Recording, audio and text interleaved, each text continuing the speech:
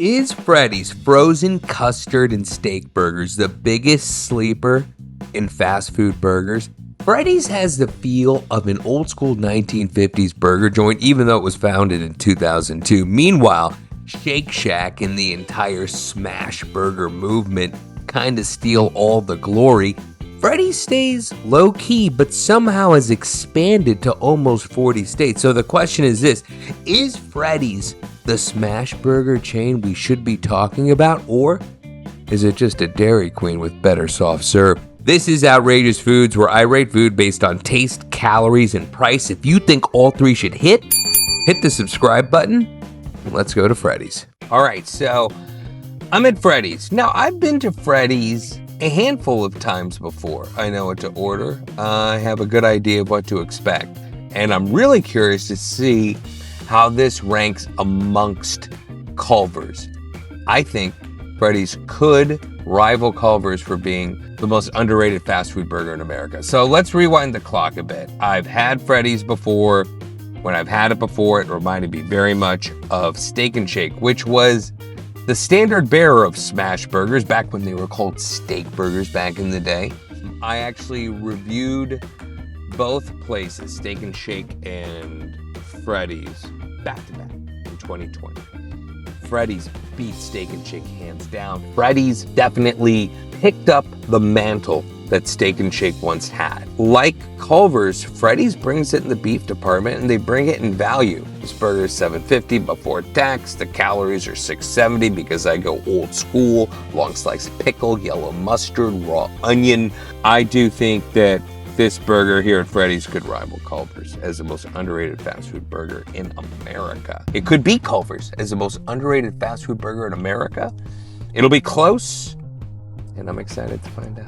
Off to Freddy's I go. I should note that Freddy's does not have any locations in the city of Austin where I live, so I had to dip out to the burbs, so didn't have my pick of the litter in terms of options, but this spot had good reviews and it was pretty clean. Menu was pretty straightforward, and that's the classic burger that I chose.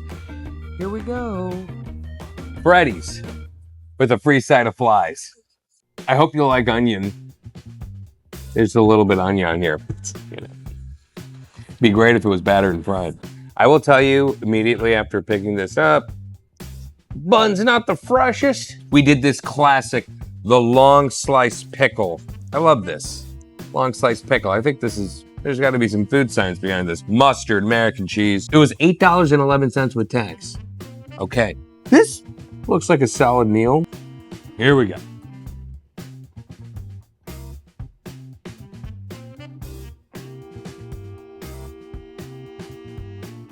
So much onion.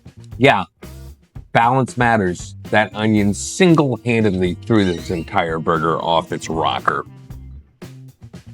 It was a little dry. It's like they switched to a leaner beef. The beef's not bad, it's under-seasoned. It just doesn't have that zhuzh. As far as the smash goes, not bad. Not laced edges, but not bad. There are some things that are lacking. Number one, yes, the onion threw it for a loop, but this burger is not very well seasoned. It ironically tastes a little bit drier. I'm definitely missing that Culver's zhuzh. Be very curious to see if I do get any of the fast food coma. I mean, you can't tell right away. You have to wait. But I'll tell you, Freddy's looks good. Doesn't taste great. This is disappointing.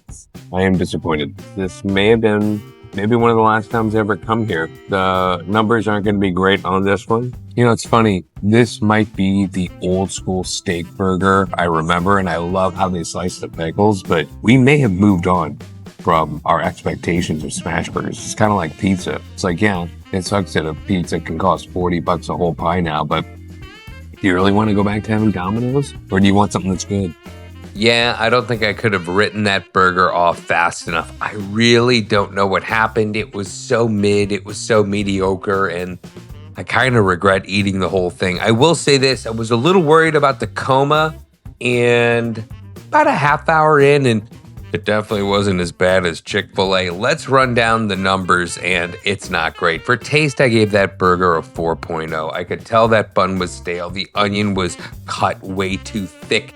The mustard, oddly enough, was bland, but most importantly, the burger lacked a little oomph. And when I say oomph, part of it was seasoning, but the other part of it was, ironically, fat. The burger looked like it was a fresh grind, but it was just really not impressive. I feel like when you have a smash burger, there's so much in the process that just makes it instantaneously delicious. And this one lacked. It was bland, it was dull, it was muted. This will be one of the lowest scores, well, that I've done since I started doing these numerical scoring evaluations. But yeah, 4.0 on taste. Damn, Freddy's. I'm disappointed, like big time. For price, I gave it a 5.8 out of 10. You know, $8 with tax. At least they didn't charge for a tip. Kind of feels like not the worst in the world, not exactly exceptional, and the whole thing just feels murky because the burger is something I just never really want to eat again. Yeah, I said it. I don't want to ever eat at Freddy's ever again. Unless something new changes on the menu. Finally, there's calories. Look, I will say this, the calories were pretty low. I want to respect the number, gave it a 7.0, but again, I refer back to the fact that I don't want to eat at freaking Freddy's ever again. It was just so mid. It was bland. It was bland. Like, I usually think ketchup is something that is used to mask flavors. It doesn't really enhance anything. That burger could have used ketchup. So total score is 16.8 out of 30. Yeah, gotta say it, folks. When it comes to Freddy's frozen custard and steak burgers, it ain't worth it. It's outrageously mid. And like I said, I really don't see myself eating there again, even on a long road trip. If you really want a comparison on burgers, I'd say this. I mean, when you take the top tier stuff out of the equation, like an In-N-Out, like a Shake Shack, like a Five Guys, I would put Freddy's up there with the McDonald's double quarter pounder with cheese. And I would tell you, like, I would definitely pick McDonald's over Freddy's because at least there was some taste in there. God, that burger was just so lacking. Freddy's, you are a far cry from Culver's. And if anything, this solidifies this. Culver's is so far the most underrated burger I have found in fast food. This is Outrageous Foods.